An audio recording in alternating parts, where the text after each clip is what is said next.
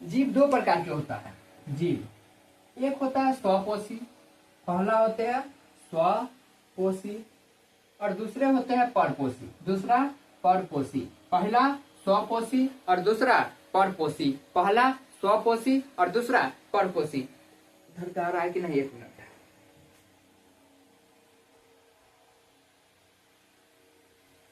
हाँ चलिए, पूरा आ रहा है, इसमें नहीं दिख रहा है, मोबाइल है ना तो रिकॉर्डिंग करता है, आगे जाके देखना पड़ता है। कैमरा में क्या था कि सबके सामने दिखता था, उसको घुमा सकते थे चारों तरफ से, इसलिए दिक्कत हो रहा है। चलिए, तो एक स्वपोषी और एक परपोषी। अब आप ध्यान से देखिए, पोषी मतलब समझिए अपने पोषण को प्राप्त करते हैं, यहाँ भी पोषी है। अब यहाँ पे है स्व।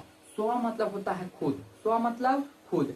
वैसा जीव जो अपना भोजन खुद बना ले, स्वयं बना ले, उसे स्वपोषी कहते हैं। उसे क्या कहते हैं? स्वपोषी। वैसा जीव जो अपना भोजन स्वयं तैयार करे उसे स्वपोषी कहते हैं। लेकिन कुछ जीव ऐसे होते हैं जो पर पे आधारित होते हैं। पर मतलब दूसरा, पर मतलब दूसरा। तो वैसे जीव जो अपना भोजन के लिए दूसरे जीव पे आधारित होते हैं उसे कहते हैं परपोषी। उसे क्या कहते हैं? परपोषी। अब स्वपोषी का एग्जाम्पल देखिएगा तो पेड़ पौधा।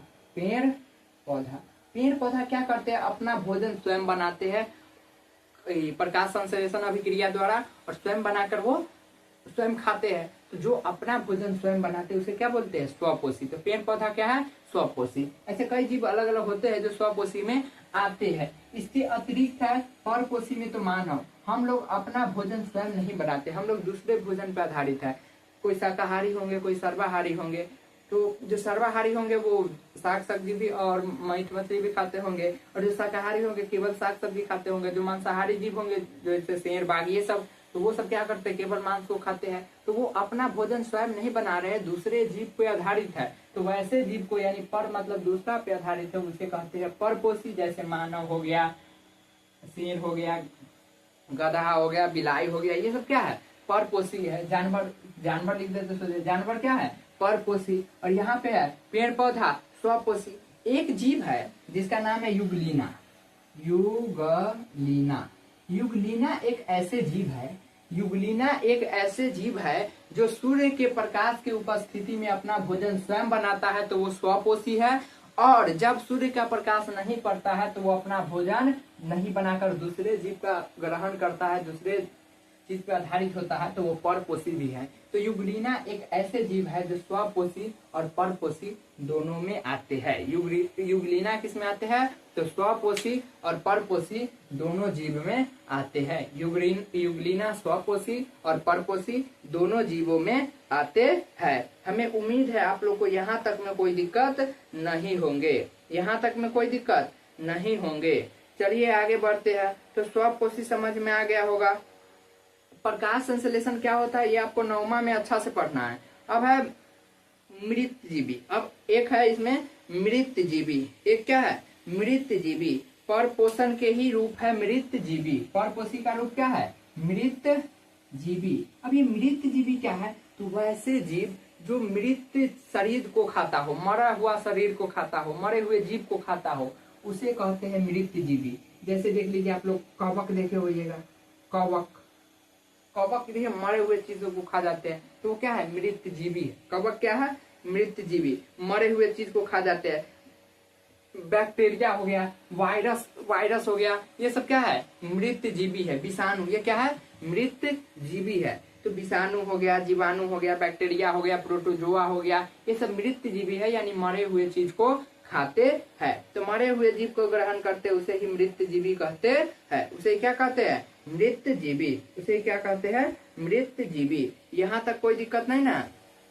इसी प्रकार परजीवी, परजीवी समझा दिया कि नहीं?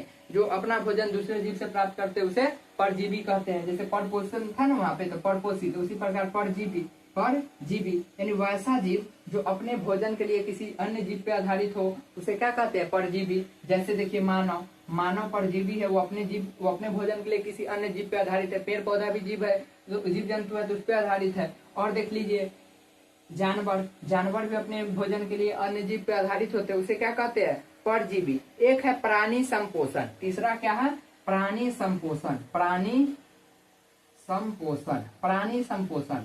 अब ये प्राणी संपोषण क्या है? तो वैसे जीव जो अपना भोजन को एक निश्चित तरीके से करता हो, वैसे जीव प्राणी संपोषण, वैसे जीव जो अपने भोजन को एक निश्चित तरीके से करता हो, प्राणी की तरह करता हो कि नहीं, इसका प्रोसेस है भोजन करने की, वैसे जीव को कहते हैं प्राणी संपोषण। वैसे जीव को क्या कहते हैं? प्राणी संपोषण। जैसे देखिए मेढक को, मेढक निश्चित है कि इसका भोजन इस प्रकार पचेंगे। जैसे देखिए मानव को भी निश्चित है कि वो मुंह से भोजन करेंगे, वो गर्दन में जाएंगे और पचेंगे, भोरे भोरे सबका लैट्रिन होंगे, तो ये निश्चित पोषण होते हैं। वैसे विधि को भी क्या कहते हैं? प्राणी संपोषण। क्या कहते हैं उसको?